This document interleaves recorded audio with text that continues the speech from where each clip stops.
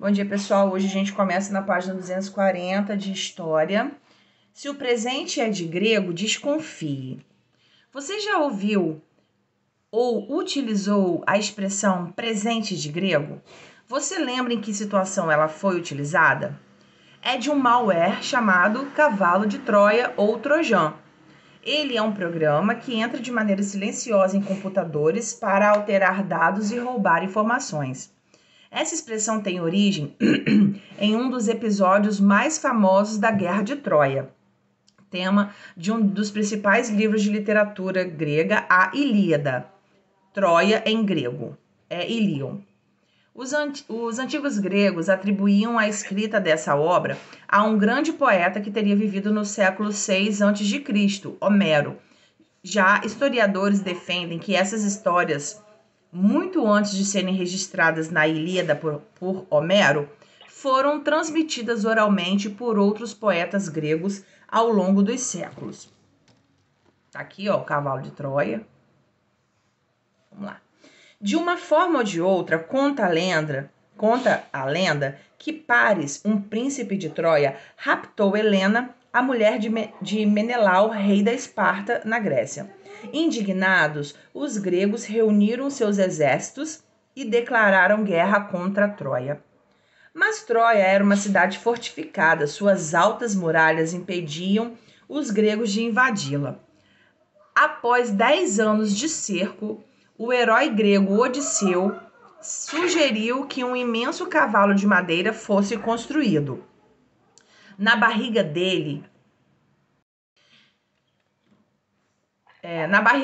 seriam escondidos alguns guerreiros, já os demais abandonariam o cerco.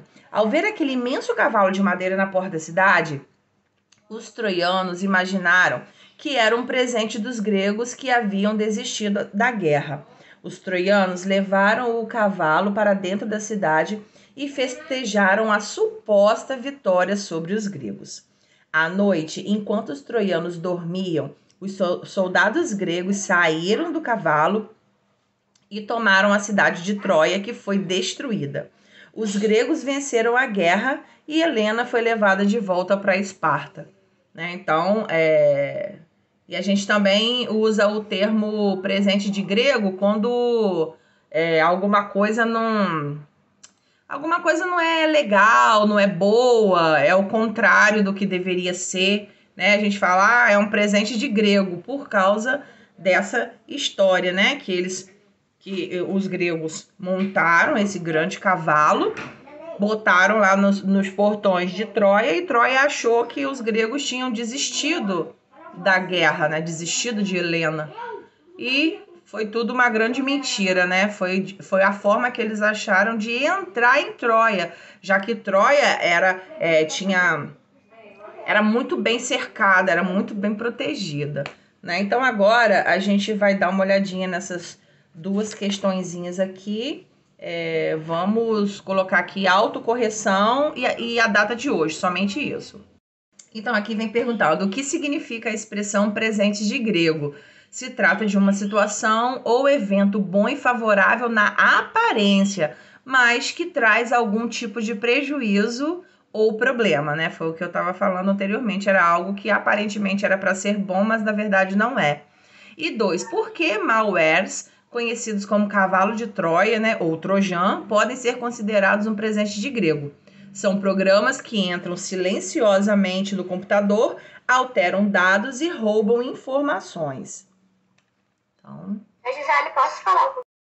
O cavalo de Troia foi uma tragédia utilizada pelo exército grego para conseguir contornar o forte exército troiano, já que era praticamente impossível fazê-lo pelo embate com lutas. Você teria pensado em algo diferente para ultrapassar essa barreira? Que estratégia usaria? Alguém teria alguma ideia diferente dos gregos para conseguir invadir Troia? Lembrando que é naquela época, tá, gente? Não adianta vir falando, eu vinha de avião e desci de paraquedas, porque naquela época não tinha avião. Acho. Eu me fingiria de estrangeiro e entraria lá. Mas eles não iam Usaria deixar. uma catapulta. Uma catapulta é interessante, né? Eu não sei o que faria. tia. Igual Game of Thrones. Que, Eu Raquel? precisaria de muitas pessoas. Na verdade, não tantas, mas eu faria assim.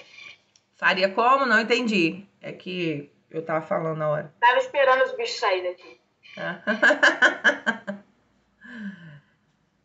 Tia, eu faria isso daqui. Primeiro, eu ia tocar assim no portão, aí eles viram os bichos iam atender. Aí, tava lá os inimigos. Aí eles iam, sei lá o que, irritar. Aí ele ia sair legal, deixar o portão aberto e sair correndo lá enquanto eu entrava. Ah, tá certo. Cada ideia é mais mirabolante que a outra. A democracia no mundo grego. Além de criarem os Jogos Olímpicos, o teatro e a filosofia, os gregos antigos também criaram a democracia. Né? Então, nesse parágrafo aqui, a gente vê algumas coisas que os gregos criaram. Jogos Olímpicos, teatro, filosofia e democracia. A democracia é um termo comum na sociedade em que a gente vive. Mas você conhece a origem desse termo? Do termo democracia? Então tá ali, ó. Demos significa povo ou conjunto de pessoas que formavam uma cidade. Kratos significa poder, né? Essa aí são as palavras que formam democracia.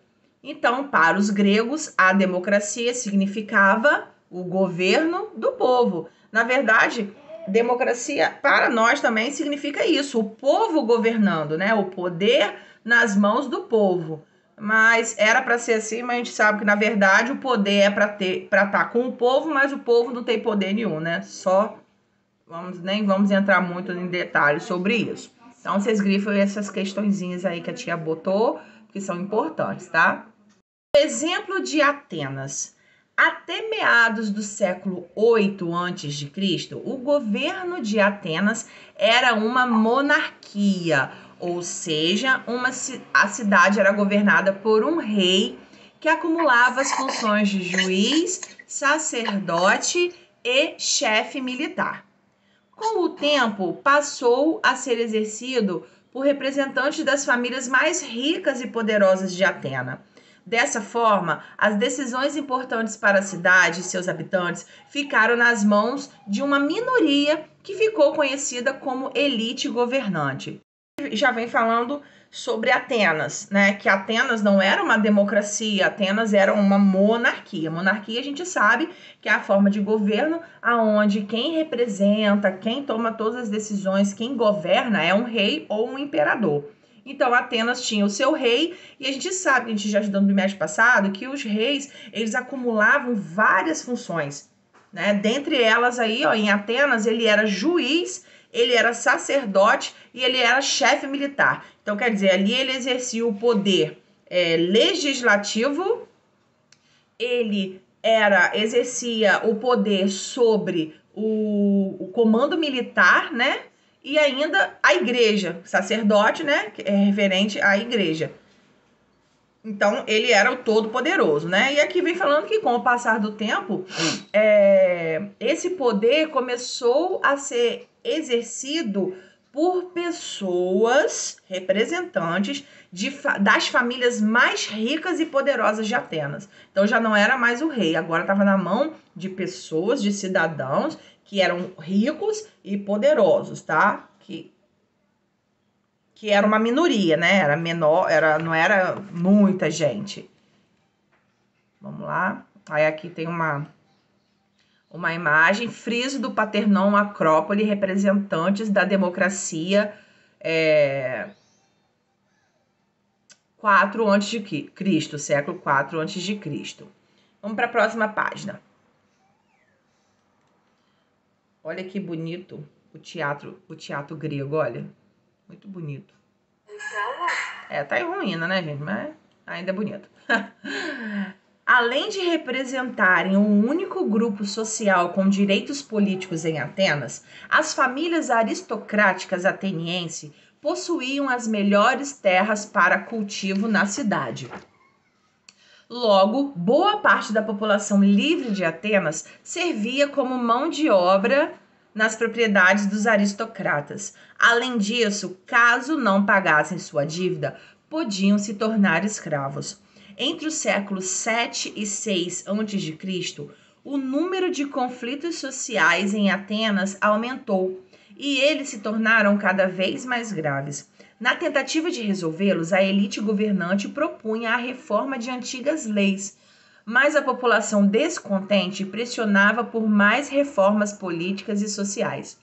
Foi esse longo processo de lutas e conquistas que levou ao início da democracia em Atenas. Ali, além deles serem o grupo social que estava no comando, eles tinham as melhores terras para se cultivar em Atenas. Agora já vem falando que o povo livre de Atenas era usado como mão de obra nas propriedades dessas pessoas, né? Dessas pessoas que eram a elite de Atenas, né? Eram pessoas de posses e de poder, que eram chamados os aristocratas. Tá? E aqui ainda vem concluindo que se eles trabalhavam como mão de obra nessas propriedades e se eles não pagassem as dívidas que eles tinham, eles podiam se tornar escravos. Olha só, que abuso de poder. Aqui vem falando que os conflitos sociais em Atenas aumentou e era cada vez pior. Né, ficavam mais graves. Então a elite que estava governando queria resolver esses problemas e queriam propor reformas nas leis, nas antigas leis, nas leis que já existiam. Só que o povo não estava feliz e estava pressionando a elite porque eles queriam mais reformas políticas e sociais.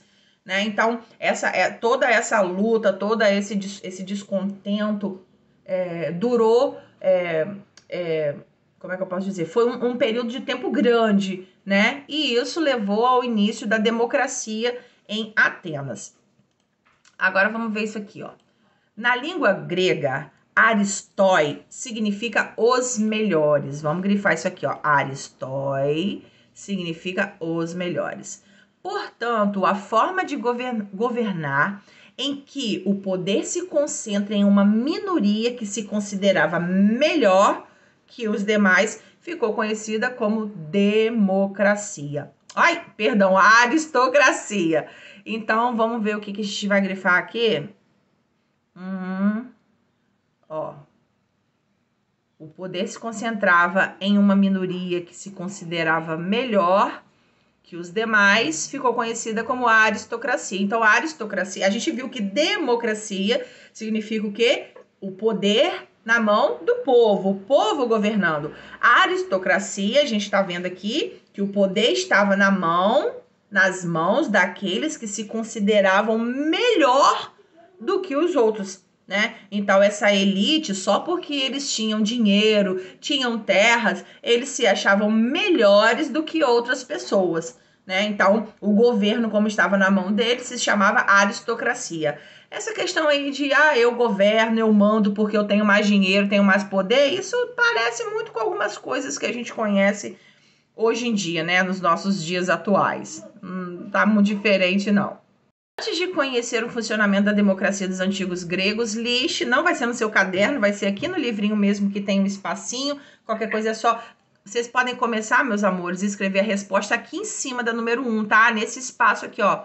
Começa aqui e termina aqui embaixo, tá? E vou pedir um favor, vocês também, escreve aqui em cima, autocorreção, a mesma coisa daquela página. Autocorreção e somente a data de hoje. Tá? Botei 3R em autocorreção. Isso é porque quer dizer que tá bem corrigido mesmo. Tá? Bota a autocorreção aqui e começa a escrever a respostinha aqui em cima e termina aqui embaixo, tá bom? Então, tá aqui. Listar exemplos de como está estabelecida a democracia atual, né? No caso, conforme a realidade brasileira. Então, ali a gente tem, ó, o voto universal e direto, garantias aos direitos básicos do cidadão, como moradia, segurança, saúde, educação e liberdade de expressão, a proteção à integridade física e humana de cada cidadão. A gente sabe que, na verdade, era para ser tudo assim, mas não é ao pé da letra, né? Nós temos um grande exemplo aí, essa pandemia que nós estamos vivendo, que deixou tudo fora de ordem. Outros países no mundo já conseguiram se reorganizar, conseguiram se reorganizar financeiramente. Em muitos países lá fora, o pessoal já foi todo mundo vacinado. Já tem países que tem gente andando nas ruas já sem máscara, e a gente aqui no Brasil não conseguiu nem não conseguiu nem vacinar todo mundo ainda. Tem uma galera que tomou a primeira dose e nem tomou a segunda ainda, né? Alguns países já tem a vacina que pode ser para a idade de vocês, que são menores de 18 anos. Essa vacina ainda não chegou ao Brasil. Eu fiquei sabendo que é a Pfizer, que pode ser aplicada em vocês. Se eu não me engano, os Estados Unidos já vacinou todo mundo, inclusive as crianças. Isso foi uma notícia que eu li em algum lugar, não lembro direito, né? Então, na verdade, a gente vive uma democracia, teríamos que ter todos esses direitos que estão listados aí embaixo, mas a nossa realidade, infelizmente, não é essa, né? Porque os nossos direitos básicos como cidadãos, como democracia, como poder na mão do povo, todo mundo teria direito a uma moradia decente, nós teríamos que ter direito à segurança, saúde. O que é ter direito à saúde? É você ficar doente e você ter um hospital para ir sem ter necessidade de pagar. É o conhecido SUS, né? Educação, ter uma educação pública de qualidade no nosso país. A escola de qualidade é a escola particular, não é a pública, né? A liberdade de expressão, isso aí tem, porque todo mundo fala o que quer, a hora que quer, na cara de quem quer e não dá nada, né? E a proteção à integridade física e humana de cada cidadão. Entra aí também a questão da pandemia, a integridade física da nossa vida, né? Proteção também contra coisas ruins que acontecem em questão de assassinato, maus tratos, né? Mas é isso aí, a gente encerra o livro de história aqui hoje.